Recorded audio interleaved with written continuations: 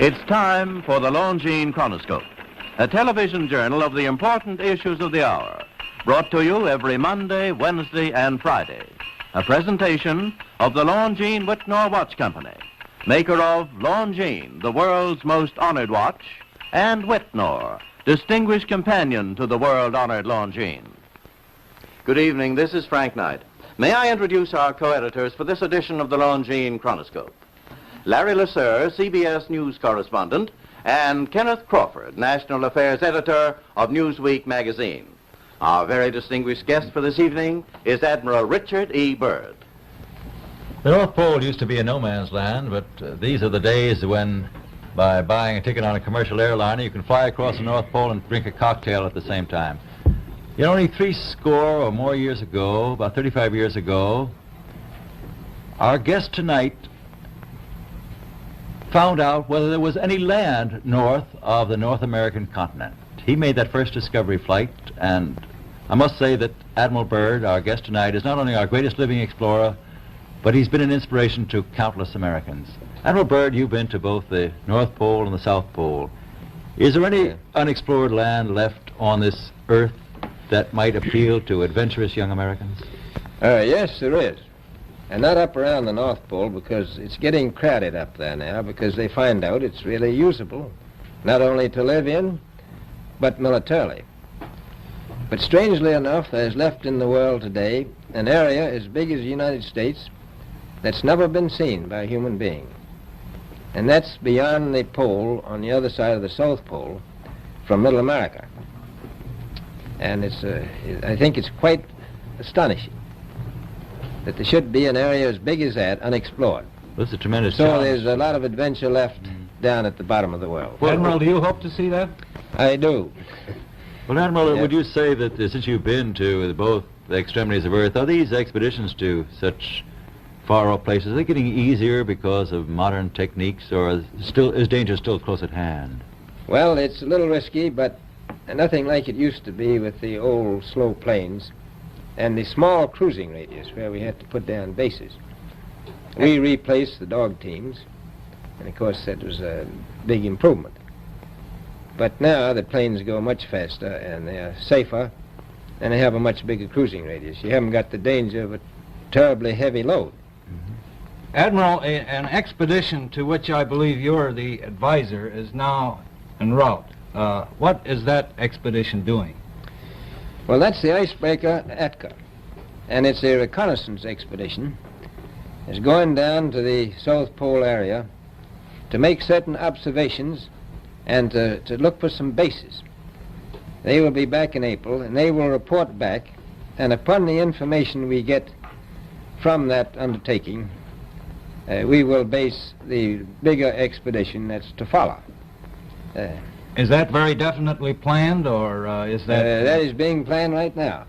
So I'm willing to say to you that there will be a number of expeditions that will follow, I think, year after year, at the bottom of the world, because the government has really become interested. Well, Admiral Byrd, I can understand, I think everybody can, the interest in the North Pole because it's so near our greatest challenger, Soviet Russia. But why this interest in the bottom of the world? Nobody living down there, is there?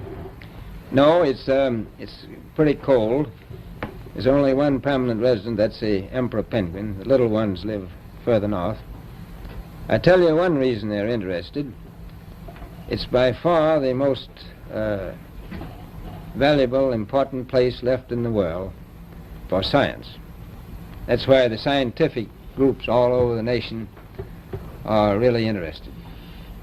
But more important than that, it has to do with the future of the nation, those to come after us, or even during your lifetime, because it happens to be an untouched reservoir of natural resources. And you know, as the world shrinks with an ever-increasing acceleration, far-flung places once useless, like we thought the North Pole was, and no man's land, become very useful. The bottom of the world will be important, not only to us, but to our allies. I was going to ask you, does it have military importance? It has some, and as the world shrinks, it will continue to shrink with an ever-increasing acceleration. thus bringing these places closer. And in the future, I can see a time when it will be very, very important strategically. Well, has the development of air power increased the strategic importance of places like the Oh, very much Parma so. Peninsula, we'll say? Very much so. Even now, if anything happened and we lost the Panama Canal, we would have to control the islands just north of Antarctica, which are part of Antarctica, and between there and Cape Horn. I've heard it said that there are 7 continents in the world, and one of them has never been seen by a woman, and that's Antarctica. Is that actually true? Well, if the Palma Peninsula is an island, as far as I know, that's true. No woman's ever stepped foot upon the Antarctic continent, and it's the most peaceful place in the world. Well, I'm sure that won't last very long.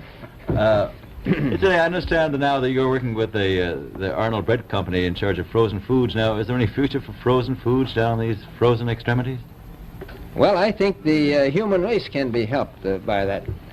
This was thought out by Dean Arnold, who's, in my opinion, a great humanitarian. He learned that we went down there after 4 or 5 years and finished a meal that we had left there on the table when we had evacuated Little America. Everything was perfect, including the bread. So he got the idea of this frozen bread, and already he sent some to Europe, and it worked very well over there for some of the starving people. So you can store it down in the Antarctic, and against the lean years, and you wouldn't have any people in the world really starving if you did that. Yes, in the event of an atomic war. You stay there forever. Admiral, you speak of the resources of Antarctica. What are they? What are the natural resources there? Well, we've found enough of coal within 180 miles of the South Pole in a great ridge of mountains. It's not covered with snow, enough to supply the whole world for quite a while. Well, that's the coal. Now, there's evidence of many other minerals. We are pretty sure there's oil. Now, that coal shows the bottom of the world. Now, by far the coldest spot in the world. Where that coal is gets 100 below zero in the winter. Well, it was once tropical. So we think there's oil there, and there's evidence, probably uranium there. is it any secret, is there uranium there? That would be the only thing that would be practical to actually go after, I suppose. Everything else would be economically unfeasible, wouldn't it? Well, as we recklessly expend our resources, the time will come when we'll have to go after that stuff down there. Well, you know, I avoided what you said about uranium. I'm not sure about that. I don't want to have the world fight over the Antarctic. And is there a competition among other nations to try to get information about Antarctica and possibly to secure some of these resources? Well, yes. There are now 7 nations very much interested. Russia is interested tremendously. That I'm sure of. Australia has an expedition down there. The Argentine, the Chile, New Zealand, Britain, and so on. Now, you can understand those people down there being interested because they live down there, the New Zealanders, the Argentinians, the Chileans, and the Australians. And so we don't do much about claiming anything. Admiral, you make this sound a little crowded. Are there that many expeditions now there or en route there? Well, you know, as I said, it's the most peaceful place in the world, but I don't think it will be for long because of this intense interest on the part of other nations and this nation. Well, Admiral Byrd, are private expeditions a thing of the past? Is expedition and exploration, making expedition and exploration now purely a government function because of the tremendous cost and organization? No, I don't think so. I think down south it may be more or less a thing of the past, but not other expeditions that go there. A lot of them go north now. This latest expedition now on the way is a government expedition, I take it. Yes, that's the government. Admiral Byrd, may I ask you, is there a great difference between the top of the world and the bottom of the world? There is. Now, the North Pole is the center of an ocean 10,000 feet deep. The South Pole, the center of a plateau, 10,000 feet high. The North Polar Sea is surrounded by continents slightly frozen. The Antarctic continent is surrounded by a belt of ice frozen seas are at least 1,200 miles thick. Now, the south is a plateau. It gets, in some places, 14,000 feet up. I've been over areas about 13,000, and it's a little bit chilly up there. So there's that big difference between the top and bottom of the world. The north really isn't very cold up there on the Arctic Ocean. Not compared to the south. Admiral Byrd, we often hear it said that our young Americans now aren't as hardy as their forefathers. Do you think that Americans do measure up to the standards, the physical standards and morale standards of the past? I do. I don't believe that. I think they're just as hardy.